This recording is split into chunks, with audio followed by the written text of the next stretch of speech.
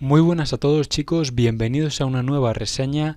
En el día de hoy vamos a revisar el set 7263, el segundo TIE Fighter de la historia, lanzado en el año 2005.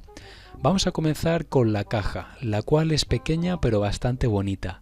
El hueco que vemos es donde venía la figura de Darth Vader, ya que podíamos pulsar sobre su cabeza y que se iluminase la espada sin haber abierto siquiera la caja. Algo muy chulo. Como curiosidad, existen dos versiones de esta caja, esta que es la vertical e imagino que la europea y la otra versión que es horizontal. Me imagino que dependería del país tener una versión u otra. Tenemos dos minifiguras, Vader y un piloto.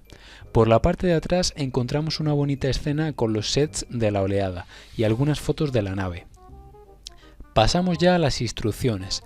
No están en el mejor estado ni mucho menos, ya que tienen 20 años. No tienen la grapa, así que tengo todas las hojas sueltas, pero bueno, al menos están todas presentes. Os muestro la primera y última hoja, que siempre son las que más detalles tienen.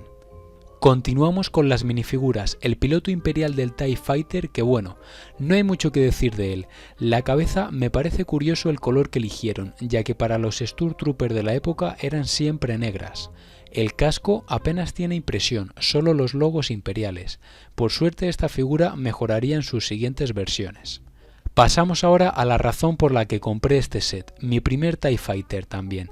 Tenía ganas, pero la razón fundamental fue la figura de Darth Vader. ¿Por qué? Pues porque de las 5 figuras que tienen batería para iluminar el sable láser, esta era la única que me faltaba. Como veis, es una función increíble, algo que nunca entenderé por qué dejaron de hacer. Si en el 2005 podían hacer estas cosas, ¿qué podrían hacer a día de hoy 20 años después si quisieran darnos sets de calidad? Nunca lo sabremos, pero bueno, ahí queda. Voy a apagar la luz para que se pueda ver mejor el funcionamiento de la espada. Simplemente increíble.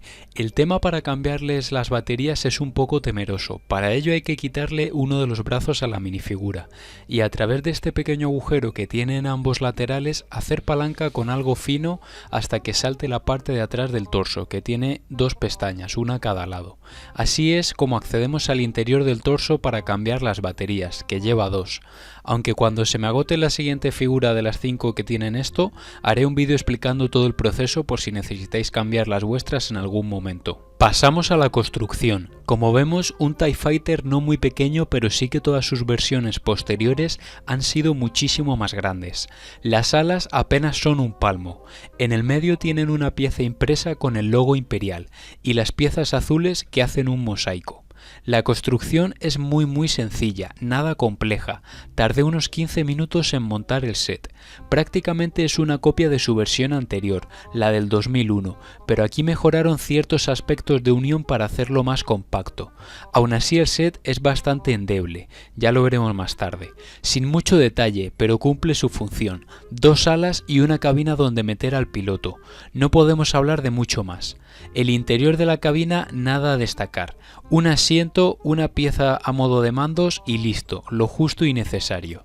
Tiene 2 studs rojos al frente haciendo de cañones y por la parte trasera una pieza azul transparente a modo de motor. Por la parte superior y al igual que la cabina, piezas impresas, ya que como ya sabéis en esta época pegatinas pocas había, no como ahora. A pesar de lo simple que es, cumple los estándares perfectamente, y teniendo en cuenta el año de lanzamiento no podemos quejarnos mucho de la falta de detalles.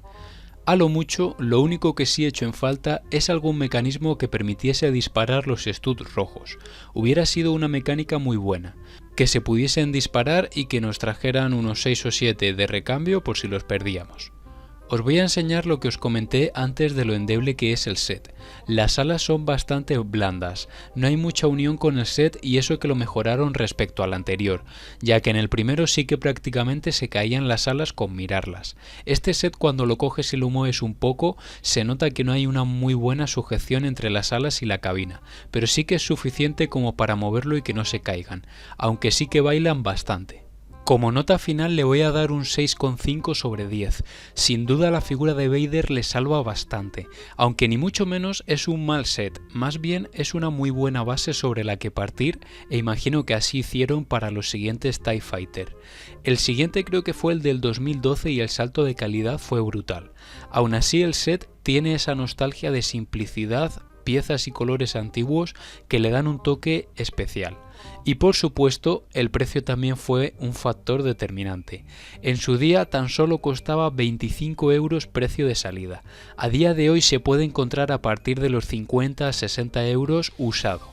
No ha subido mucho su valor, pero sí que es difícil encontrar uno con Vader en buenas condiciones y sobre todo que funcione. Y hasta aquí esta reseña, espero que os haya gustado analizar este set, dadle apoyo si así ha sido y hasta la próxima.